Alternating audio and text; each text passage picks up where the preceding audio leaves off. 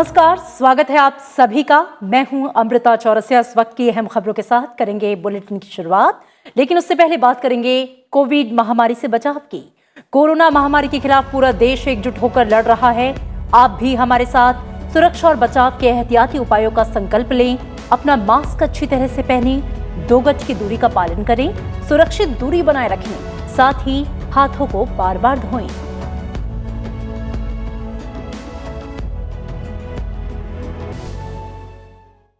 और आइए अब शुरुआत मुख्य समाचारों के साथ। केंद्रीय कैबिनेट का त्योहारों से पहले 30 लाख से ज्यादा केंद्रीय कर्मचारियों को बोनस देने का फैसला। जम्मू कश्मीर पंचायती राज अधिनियम 1989 लागू करने को भी मंजूरी। अब देश के दूसरे हिस्सों की तरह जम्मू कश्मीर में भी होंगे 3 स्तरों पर पंचायत चुनाव। कर्तव्य पथ पर सर्वोच्च बलिदान देने वाले वीरों को पुलिस स्मृति दिवस पर उपराष्ट्रपति और प्रधानमंत्री ने किया नमन। राष्ट्रीय पुलिस स्मारक पर केंद्रीय गृह मंत्री अमित शाह ने दी श्रद्धांजलि। कहा, कोरोना के खिलाफ लड़ाई में बलिदान देने वाले पुलिसकर्मियों का नाम सुनहरे अक्षरों में लिखा जाएगा। कोरोना को मात देकर अब तक 68 लाख लोग हुए स्वस्थ। सक्रिय मामले 7.5 लाख से नीचे। 14 राज्यों में मृत्यु दर 1% से भी कम। बिहार में 94% से ज्यादा कोरोना मरीज हुए स्वस्थ। बिहार चुनाव के लिए सभी दलों का प्रचार अभियान जोरों पर। मुख्यमंत्री नीतीश कुमार की सारण और वैशाली में रैलियां। बीजेपी अध्यक्ष जेपी नड्डा, रक्षा मंत्री राजनाथ सिंह ने भी की जनसभाएं। कांग्रेस और एलजेपी ने जारी किया घोषणा पत्र। लद्दाख स्वायत्त पर्वतीय विकास परिषद के चुनाव की तैयारियां पूरी। लेह जिले में परिषद की सभी 26 सीटों के लिए मतदान कल। परिषद चुनाव में पहली बार ईवीएम का होगा इस्तेमाल।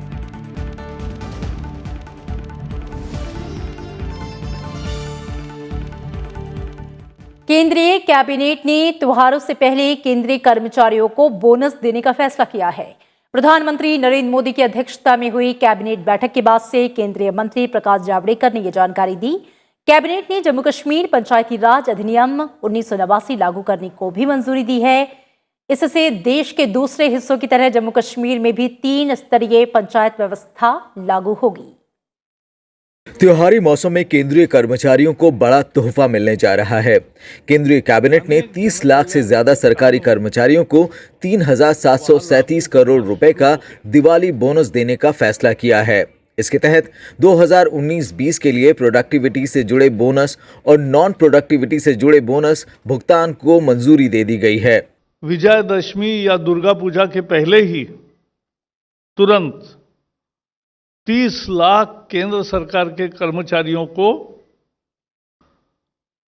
3,737 करोड़ रुपीस का बोनस का भुगतान तुरंत शुरू होगा। ईपीएफओ है, एम्प्लॉय स्टेट इंश्योरेंस कॉरपोरेशन है। ऐसे जो कर्मचारी नॉन गैजेटेड है,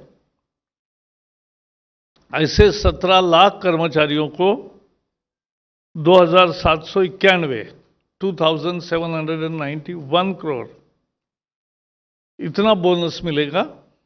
जो सरकार में काम करते हैं ऐसे 13 लाख कर्मचारियों को नॉन प्रोडक्टिविटी लिंक्ड बोनस मिलेगा और उन्हें भी 906 करोड़ रुपए 906 करोड़ रुपीस बोनस के उपलक्ष्य में मिलेंगे। कैबिनेट ने जम्मू कश्मीर पंचायती राज अधिनियम 1989 को लागू करने की मंजूरी भी दे दी है। इससे देश के अन्य हिस्सों की तरह जम्मू कश्मीर में भी जमीनी स्तर पर लोकतंत्र के 3 स्तरों को स्थापित करने में मदद मिलेगी। साथ ही विकास योजनाओं को बनाने के लिए आर्थिक सहायता भी दी जाएगी। ग्राम पंचायत, ब्लॉक पंचायत और अब जिला पंचायत, ऐसी पूरी त्रिस्तरीय रचना जो पंचायत राज के कानून में निहित है, वो अब कश्मीर में भी लागू होगी। और जम्मू कश्मीर में अपने जिले के विकास की योजना बनाना, डिस्ट्रिक्ट प्लानिंग करना, उस पर अमल करना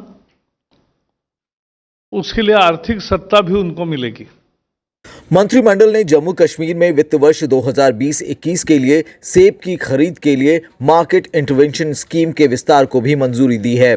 सरकार ने राष्ट्रीय कृषि सहकारी विपणन संघ लिमिटेड को इस अभियान के लिए 2,500 करोड़ रुपए की सरकारी गारंटी उपयोग करने की अनुमति दी है। इस अभियान में अगर कोई नुकसान होता है तो उसे 50-50 के आधार पर केंद्र सरकार और केंद्र शासित प्रदेश प्रशासन के बीच साझा किया जाएगा। इसके अलावा केंद्रीय मंत्रिमंडल ने कई अन्य प्रस्तावों को भी हरी झंडी दिखाई है। इनमें भारत और नाइजीरिया के बीच शांतिपूर्ण उद्देश्यों के लिए बाहरी अंतरिक्ष की खोज और इसके उपयोग में सहयोग और समझौता ज्ञापन, Institute of Chartered Accountants of India और Certified Practicing Accountants Papua New Guinea के बीच समझौता, Institute of Chartered Accounts of India और Malaysian Institute of Certified Public Accountants के बीच समझौता ज्ञापन शामिल है। आज पुलिस स्मृति दिवस है। इस मौके पर कृतज्ञ राष्ट्र अपने जाबाजों को याद कर रहा है। उपराष्ट्रपति एम वेंकैया नायडू और प्रधानमंत्री नरेंद्र मोदी ने अमर शहीदों को श्रद्धांजलि दी। पुलिस स्मृति दिवस हमारे पुलिसकर्मियों के शौर्य और बलिदान के लिए हर साल 21 अक्टूबर को पुलिस स्मृति दिवस मनाया जाता है। इस मौके पर उपराष्ट्रपति एम वेंकैया नायडू ने सभी अमर शहीद पुलिसकर्मियों को श्रद्धापूर्वक नमन किया।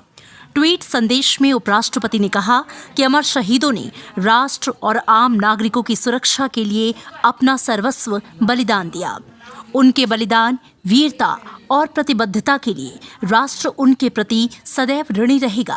प्रधानमंत्री नरेंद्र मोदी ने पुलिस स्मृति दिवस पर कर्तव्य निभाने के दौरान शहीद हुए पुलिसकर्मियों को श्रद्धांजलि अर्पित की। ट्वीट संदेश में प्रधानमंत्री ने पूरे भारत में कार्यरत पुलिसकर्मियों और उनके परिवारों के प्रति आभार व्यक्त किया। उन्होंने कहा कि पुलिसकर्मियों के बलिदान और सेवा को हमेशा याद किया जाएगा। प्रधानमंत्री ने कहा कि आपदा प्रबंधन में सहायता से लेकर कोविड-19 से लड़ने तक, खतरनाक अपराधों को सुलझाने से लेकर कानून व्यवस्था को बनाए रखने तक, हमारे पुलिसकर्मी हमेशा बिना हिचके अपना सर्वश्रेष्ठ प्रदर्शन करते रहे हैं। देश को उनके परिश्रम और नागरिकों की सहायता के प्रति तत्परता पर गर्व है। वहीं केंद्र शासित जम्मू कश्मीर और लद्दाख में भी पुलिस स्मृति दिवस पर शहीदों को श्रद्धांजलि दी गई।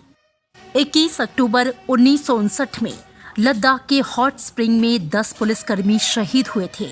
इन जाबाजों पर भारी हथियारों से लैस चीनी सेना की ओर से घात लगाकर हमला किया गया था, लेकिन हमारे पुलिसकर्मियों ने पीछे हटने के बजाय चीनी सैनिकों का बहादुरी से सामना किया और अपने सीने पर गोलियां खाईं। हमले में शहीद हुए पुलिसकर्मियों की याद में पुलिस स्मृति दिवस मनाया जाता है। पुलिस स्मृति दिवस के अवसर पर केंद्रीय गृह मंत्री अमित शाह ने आज राष्ट्रीय पुलिस स्मारक पर शहीद पुलिसकर्मियों को श्रद्धासुमन अर्पित किए। केंद्रीय गृह मंत्री ने पुलिसकर्मियों को आश्वस्त किया कि सरकार पुलिसकर्मियों और उनके परिवारों की रक्षा के लिए सदैव तत्पर, जागरूक और प्रतिबद्ध रहेगी। उन्होंने कहा कि कोरोना के खिलाफ लड़ाई में बलिदान देने वाले पुलिसकर्मियों का नाम सुनहरे अक्षरों में लिखा जाएगा। देश की सीमाओं को अभेद्य बनाने के लिए मानव बल के साथ तकनीक को जोड़ने के लिए विस्तार से काम हो रहा है। केंद्रीय गृह मंत्री अमित शाह ने पुलिस स्मृति दिवस के मौके पर कहा कि पुलिस के सामने आने वाली नई चुनौतियों और बढ़ते डायमेंशन के लिए एक सुगठित पुलिस मॉडर्नाइजेशन प्रोग्राम शुरू किया गया है।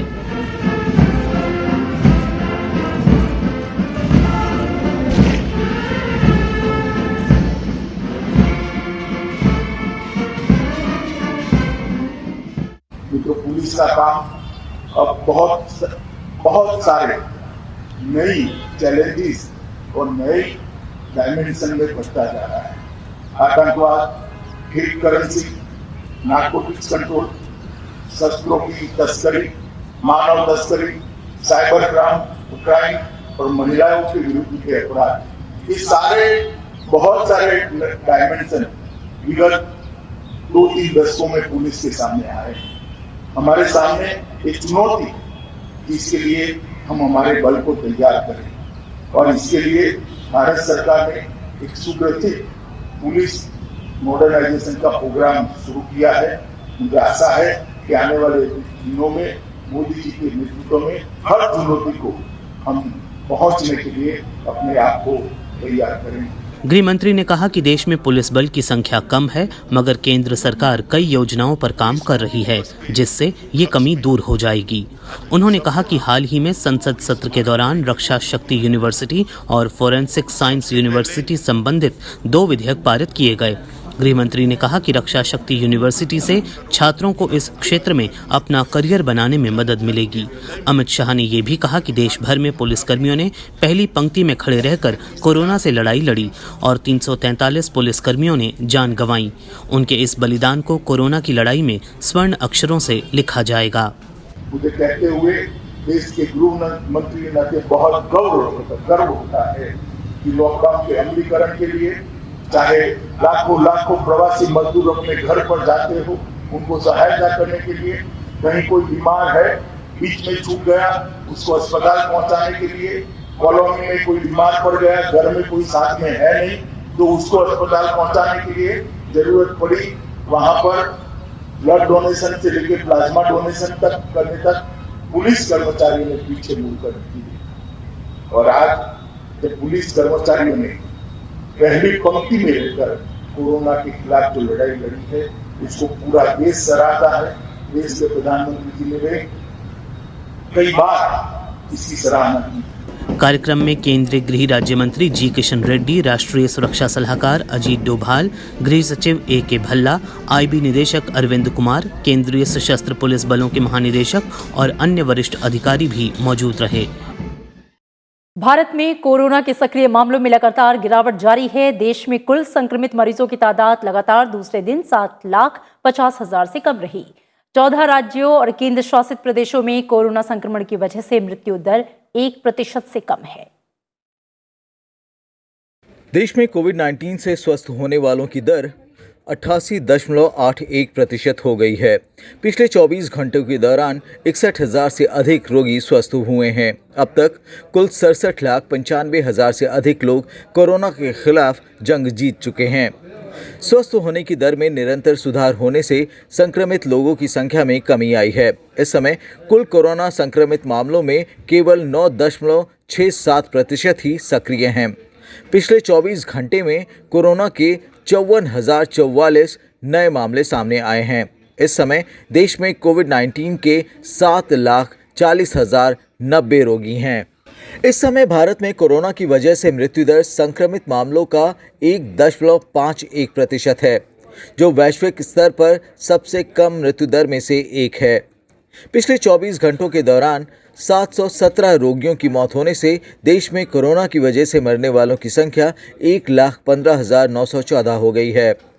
भारतीय आयुर्विज्ञान अनुसंधान परिषद के अनुसार देश में पिछले 24 घंटों के दौरान 10,83,608 कोविड नमूनों की जांच की गई। अब तक देश में 9,72,03,000 से ज़्यादा कोविड नमूनों की जांच की जा चुकी है। स्वास्थ्य मंत्रालय के मुताबिक केंद्र सरकार की प्रभावी रणनीति के साथ साथ टेस्ट, ट्रैक और ट्रीट की पहल से ठीक होने वालों की संख्या बढ़ी है और मृत्यु दर में कमी आई है। प्रधानमंत्री नरेंद्र मोदी ने आज दक्षिण कोरिया के राष्ट्रपति मून जे-इन से फोन पर बातचीत की। दोनों नेताओं ने कोविड-19 महामारी से निपटने की वैश्विक रणनीति और इस विषय में चल रहे दूसरे प्रयासों पर चर्चा की। इसके साथ ही दोनों नेताओं ने पारदर्शी अंतर्राष्ट्रीय आपूर्ति श्रृंखला के विस्तारीकरण, कानून और विकास पर आधारित वैश्विक व्यापार और विश्व व्यापार संगठन की भूमिका पर भी विचारों का आदान प्रदान किया।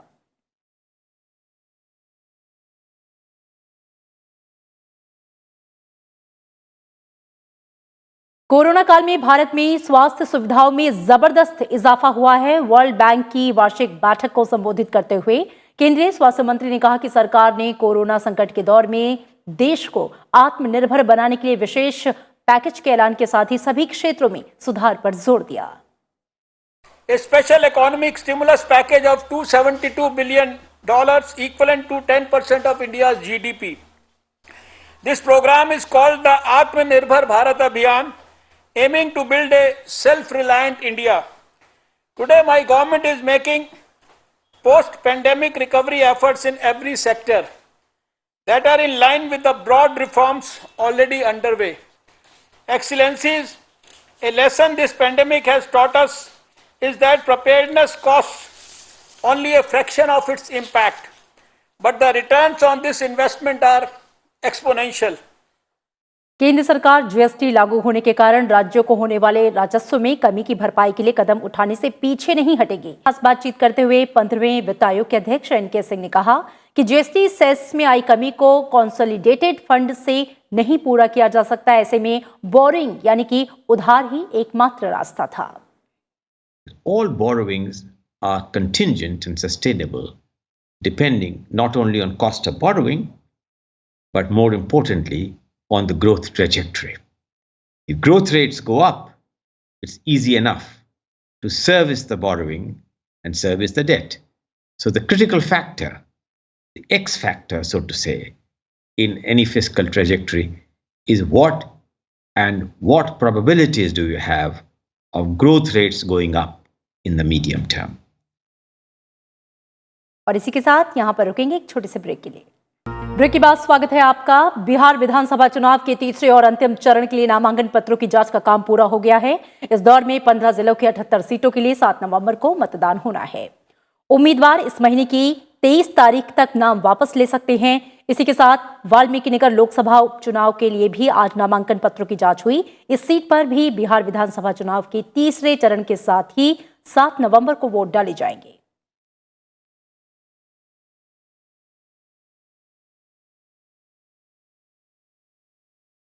और इस बीच बिहार चुनाव के पहले और दूसरे चरण के लिए प्रचार जोरों पर है। जेडीयू अध्यक्ष और मुख्यमंत्री नीतीश कुमार ने आज कई जनसभाएं की हैं। सारण जिले के परसा विधानसभा क्षेत्र और वैशाली जिले के राजापाकर विधानसभा क्षेत्र में एक चुनावी सभा को संबोधित करते हुए नीतीश कुमार ने अपने 15 साल के कार्यकाल के दौरान बिजली और सड़क समेत सरकार के विकास कार्यों का जिक्र किया। हम लोगों को मौका दीजिएगा तो काम तो करेंगे ही, विकास का एक एक काम करेंगे, कोई चीज हम लोग नहीं छोड़ेंगे। और एक चीज हम बता देना चाहते हैं, स्वास्थ्य के लिए तो काम करते ही हैं, गांव तक में। और अब जो नई टेक्नोलॉजी आ गई है, अब इस नई टेक्नोलॉजी में हम अपने युवक युवतियों को और ट्रेनिंग देने का इंतजाम करेंगे। जब नई टेक्नोलॉजी की ट्रेनिंग सबको रहेगी तो काम बेहतर मिलेगा, आमदनी बेहतर होगी और लोगों को मजबूरी में बिहार से बाहर नहीं जाना पड़ेगा।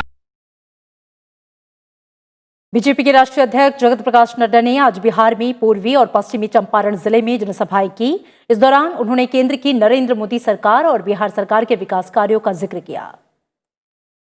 हाईवे 1713 करोड़ रुपए दिया है, रेलवे के लिए 8870 करोड़ दिया है, एयरपोर्ट के लिए 2700 करोड़ दिया है, पेट्रोलियम और गैस के लिए 21,476 करोड़ दिया है, टूरिज्म के लिए 600 करोड़ रुपए दिया है, डिजिटल बिहार के लिए 494 करोड़ दिया है और अमृत शहर के लिए 1400 करोड़ रुपए दिया है। कुल मिलाकर के 1,24,852 करोड़ रुपए दिया है। पाई का हिसाब है।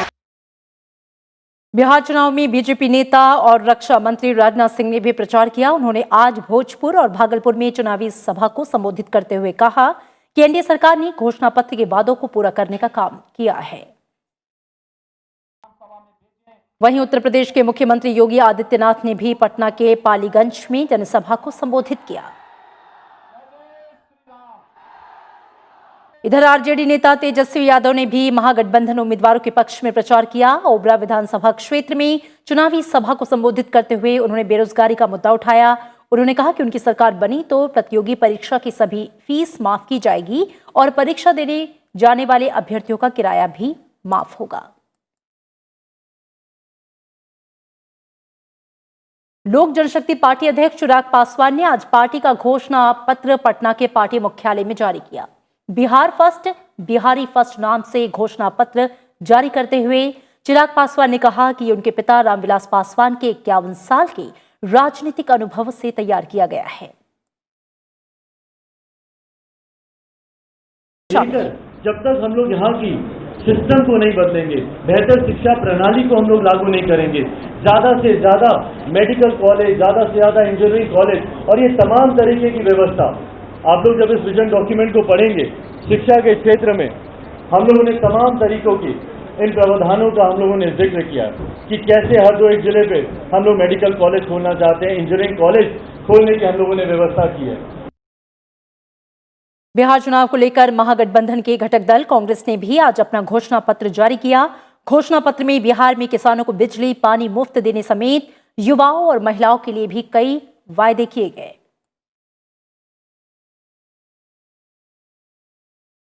बिहार के किसानों के लिए हमने सीधी बात की है, कर्जा माफ, बिजली का बिल हाफ।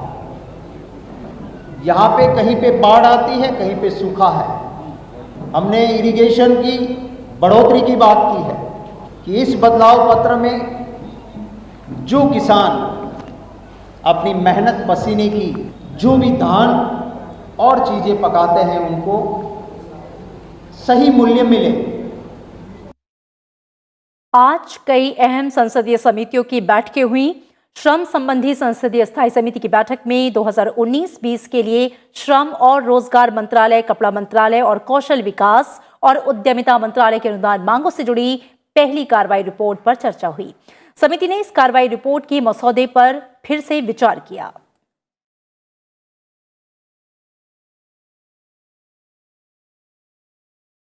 दो 2020-21 के लिए पुनर्गठन के बाद रक्षा संबंधी संसदीय समिति की आज पहली बैठक हुई। लोकसभा सदस्य जुएल ओराम की अध्यक्षता वाली समिति ने वर्ष 2020-21 के दौरान पड़ताल के लिए विषयों के चयन के संबंध में ज्ञापन पर विचार किया। परिवहन, पर्यटन और संस्कृति संबंधी संसदीय समिति ने आज देश में हवाई संपर्क की स्थिति पर निजी विमानन कंपनियों के प्रतिनिधियों के विचार सुने। साथ ही समिति ने इस विषय पर नागर विमानन मंत्रालय के सचिव से भी देश में हवाई संपर्क की स्थिति के बारे में जानकारी ली।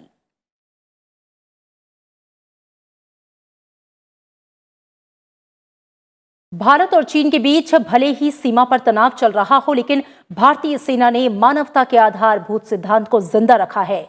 उसने वांग या लोंग नाम के चीनी सैनिक को चीन के अधिकारियों के हवाले कर दिया। ये काम मंगलवार रात चुशुल मोल्डो मीटिंग पॉइंट पर किया गया। दरअसल ये सैनिक 18 अक्टूबर को भटककर भारतीय सीमा में स्थित लद्दाख के देमचोक इलाके में आ गया था। भारतीय सेना ने जब इस सैनिक को बचाया तब ठंड की वजह से इसकी हालत बहुत खराब थी। भारतीय सेना ने सैनिक को ऑक्सीजन दी, इसका उपचार किया। सैनिकों ने खाना और गर्म कपड़े भी दिए। इससे पहले अरुणाचल प्रदेश के 5 युवक जो भटककर चीन की सीमा में चले गए थे, उन्हें 12 सितंबर को चीन की सेना ने भारत को भेजा था।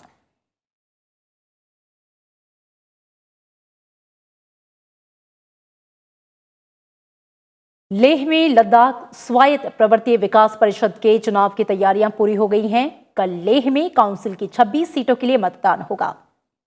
कल ही नतीजों का ऐलान भी कर दिया जाएगा। चुनाव के लिए 172 मतदान केंद्र बनाए गए हैं। चुनाव दल और मतदान कर्मी मतदान स्थलों पर पहुंच गए हैं। कोरोना संकट को देखते हुए यहां पे सुरक्षा के सभी आवश्यक उपाय किए गए हैं। परिषद के चुनाव के लिए पहली बार ईवीएम का इस्तेमाल होगा। लद्दाख के केंद्र शासित प्रदेश बनाए जाने के बाद यहां पहली बार लद्दाख स्वायत्त पर्वतीय परिषद के चुनाव कराए जा रहे हैं।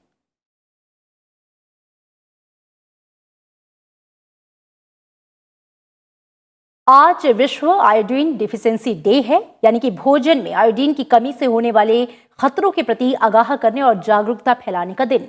आयोडीन की कमी से होने वाले विकारों के खत्म करने के लिए वैश्विक स्तर पर प्रयास हो रहे हैं, जिनमें भारत का अनुसंधान और कार्यक्रमों के जरिए महत्वपूर्ण योगदान रहा है।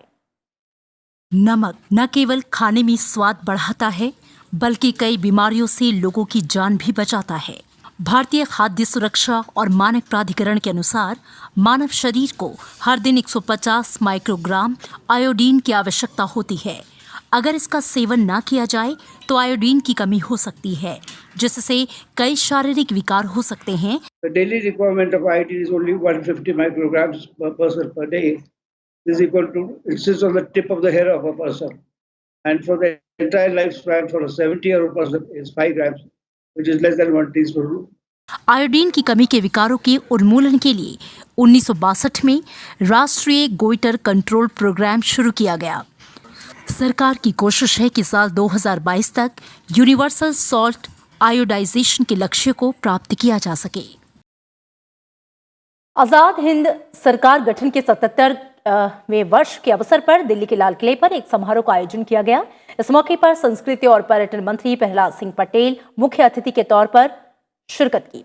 समारोह में आजाद हिंद फौज के 99 वर्षीय नायक ललती राम, 101 साल के सिपाही परमानंद यादव और नेताजी सुभाष चंद्र बोस के परिवार के सदस्य शामिल हुए।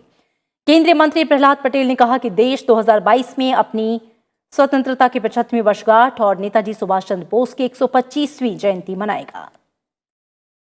नेताजी ने कहा कि तुम हमें खून दो, हम तुम्हें आजादी देंगे। जीवन दांव पर लगाकर ही आजादी मिलेगी, उसकी कीमत तब समझ जाती है। शायद हम आज आजादी की कितनी कीमत कर पाते हैं। यदि आजादी के 75 वर्ष पूरे होने वाले हैं, आजादी के 75 वर्ष पूरे होंगे और नेताजी के जन्म जयंती का 125वां वर्ष होगा। ये भी एक संयोग है और उस समय हम आने वाली पीढ़ी से जरूर अपेक्षा करेंगे कि वो बताएं कि वो शताब्दी आजादी की कैसे बनाए।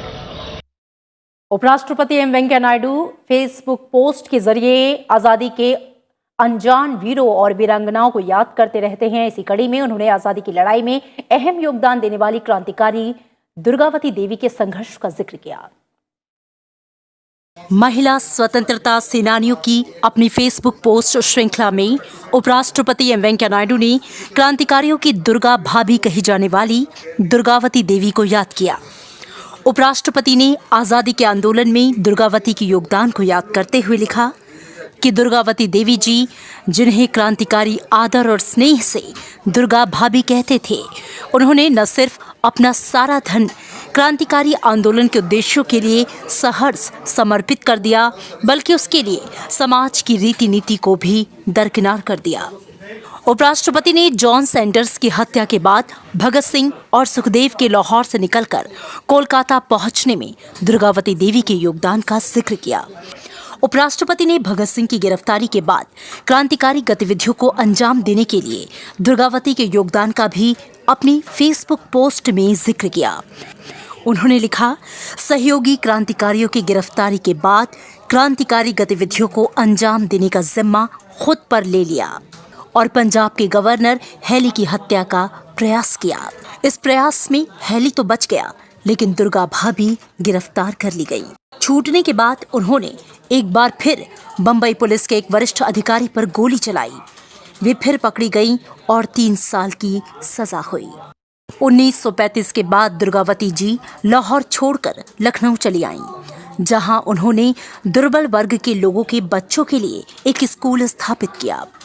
15 अक्टूबर 1999 में गाजियाबाद में उनका निधन हो गया।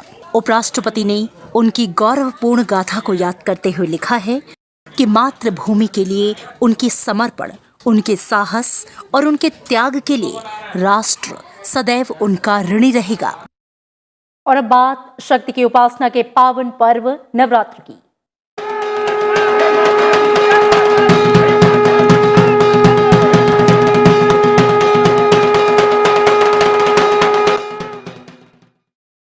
शारदीय नवरात्र के पावन मौके पर देश भर के मंदिरों और घरों में दुर्गा पूजा से माहौल भक्ति में बना हुआ है। प्रधानमंत्री नरेंद्र मोदी ने नवरात्रि के 5वें दिन लोगों को शुभकामनाएं देते हुए ट्वीट किया है, नवरात्रि में आज देवी दुर्गा के पंचम स्वरूप मां स्कंद माता की आराधना का दिन है। मेरी कामना है कि नवचेतना का सृजन करने वाली देवी स्कंद माता का आशीर्वाद देशवासियों पर सदा बना रहे।